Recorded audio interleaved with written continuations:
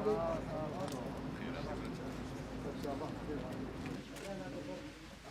da baba şey. Bakanımız Aydın Maruf, Sayın Başkonsolosumuz da çok teşekkür ederim.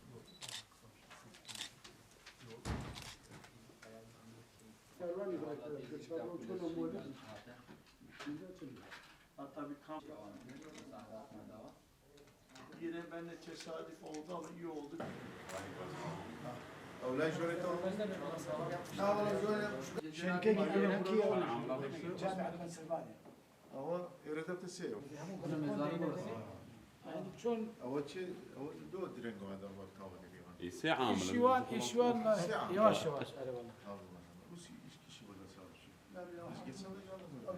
قال لك اسمه قناصتي.